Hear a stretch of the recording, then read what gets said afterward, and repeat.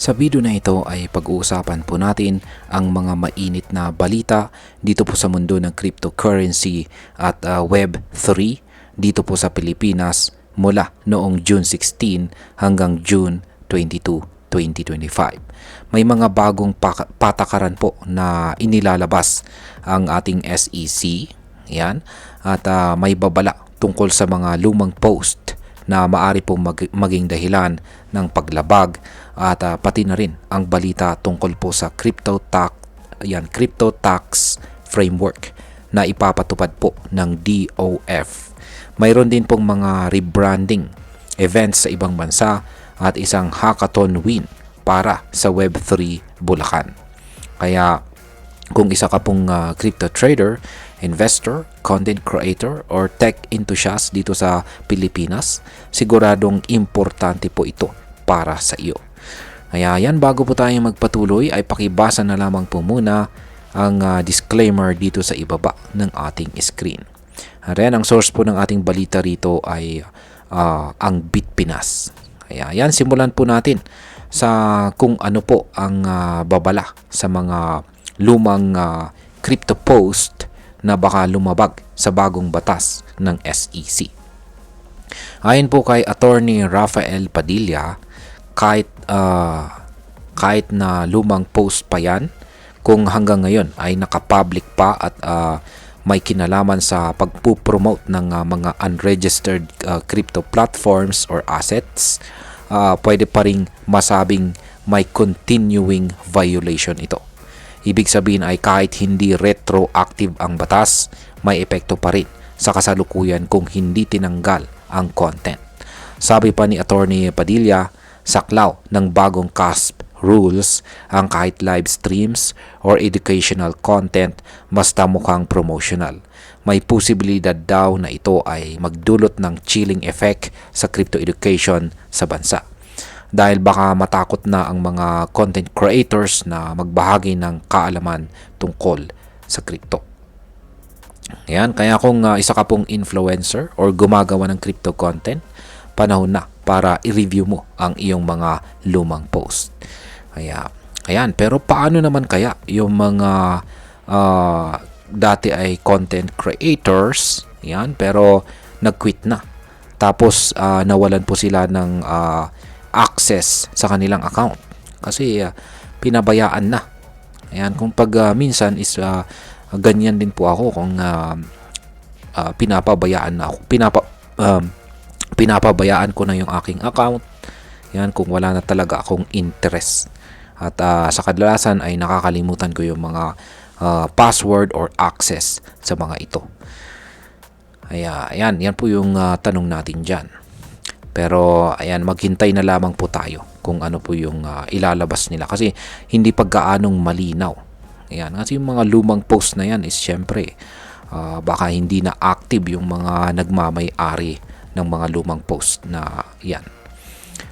Ngayon, ang sunod po rito ay paano naman po maapektuhan ng bagong rules ang mga crypto exchange dito sa Pilipinas. Ayan.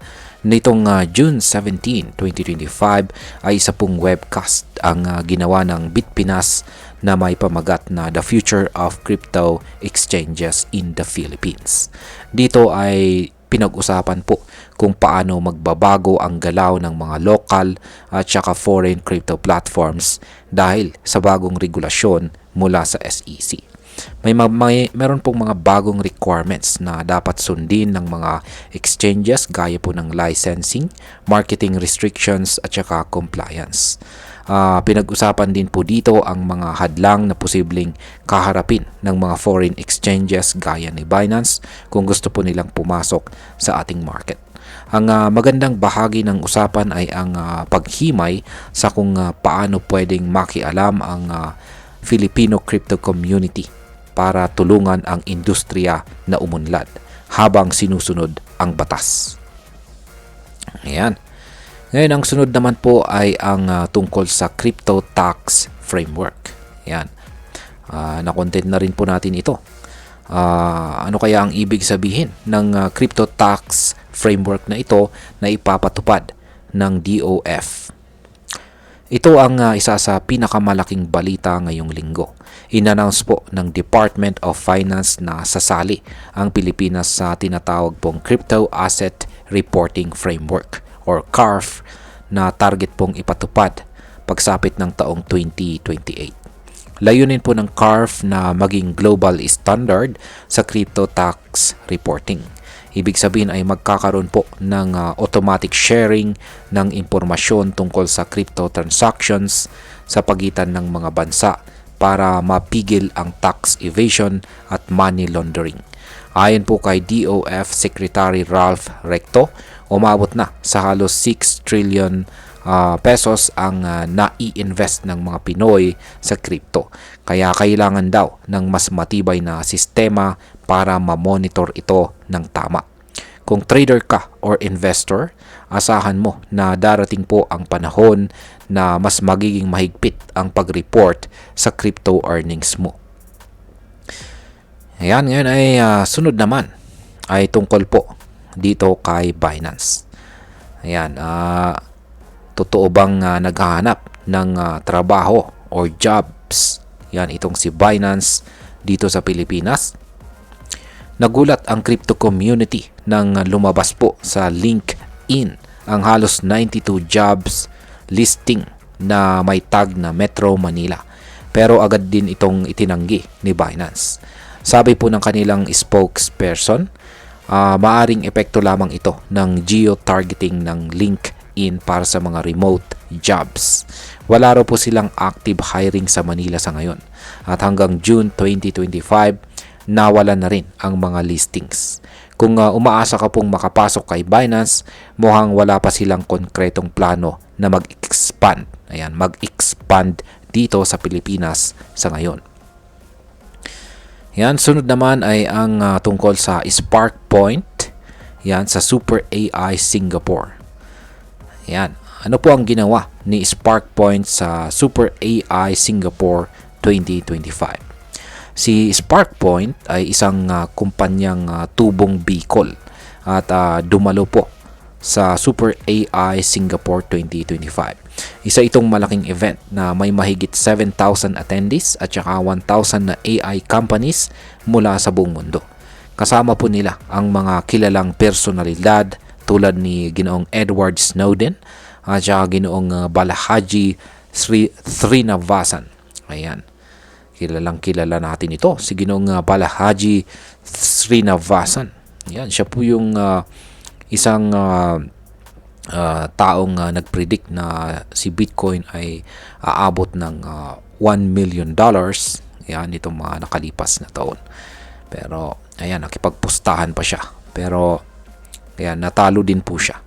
Ngayon, ang layunin po ni SparkPoint ay matuto at mag-expand sa mga AI innovations na pwedeng i-integrate sa kanilang Web3 services. Nakakatuwang isipin na may mga Filipino firms na active po na nakikijoin sa global AI at saka crypto scene. Ayan. Ang sunod naman ay tungkol dito sa Alpha PH sa APH Web3.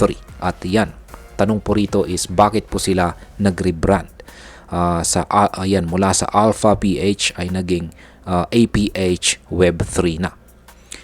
Si Alpha PH ay isang local Web3 community at nagbago po ng kanilang pangalan at branding. Ngayon ay kilala na po siya bilang APH Web3 or Web3 APAC yan, or APAC Private Hub. Layunin po nilang maging sentro ng collaboration sa mga trader, builder, gamer at content creator sa buong Asia Pacific. Isa raw po itong hakbang para pasukin ang new era ng decentralized collaboration. Sa tingin natin, magandang galaw ito para makilala pa ang mga Pinoy sa international Web3 landscape. Ayan. Ngayon ay ito naman ay ang sunod ay tungkol naman sa Web3 Bulacan sa I Think Hackathon. Yan. Paano po nanalo ang Web3 Bulacan sa I Think Hackathon?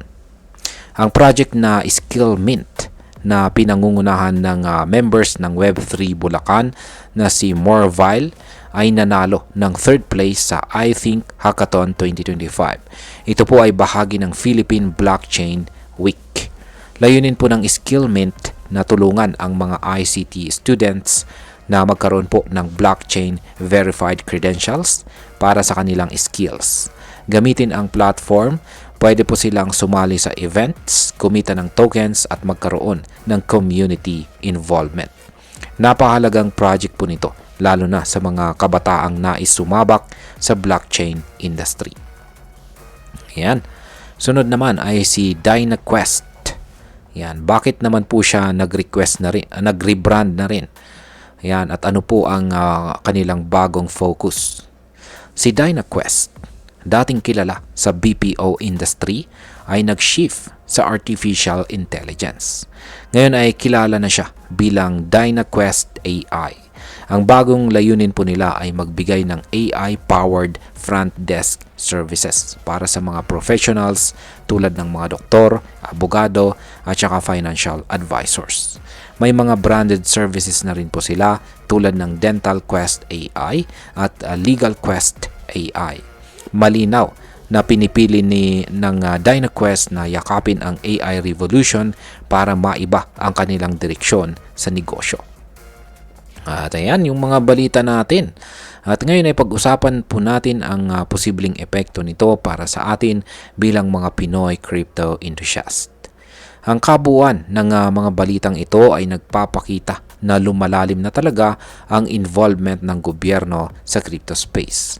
Mula po sa pag-regulate ng mga content, paghigpit sa mga exchanges, hanggang sa pagbuo ng Global Crypto Task Framework, isa lang ang malinaw. Ayaw po nilang maiwan sa digital revolution. Para sa atin, kailangan po nating mas maging maingat sa pagpo-post tungkol sa crypto.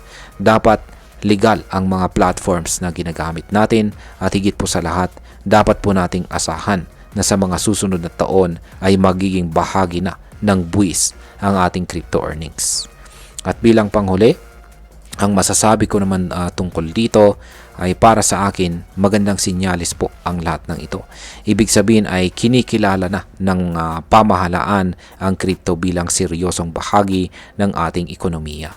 Pero sana habang sila ay naghihigpit, hindi rin nila sana masakal ang innovation. Ang balance po sa pagitan ng regulation at innovation ang siyang magpapalakas sa crypto ecosystem ng Pilipinas. Kaya mga ka-crypto, manatili po tayong updated, matalino at responsable sa bawat galaw natin dito sa mundo ng crypto. Dahil kahit mabilis po ang paggalaw ng technology, mas mabilis ang posibleng epekto nito sa ating kinabukasan. At ayan, hanggang dito na lamang po tayo sa video na ito mga ka-crypto.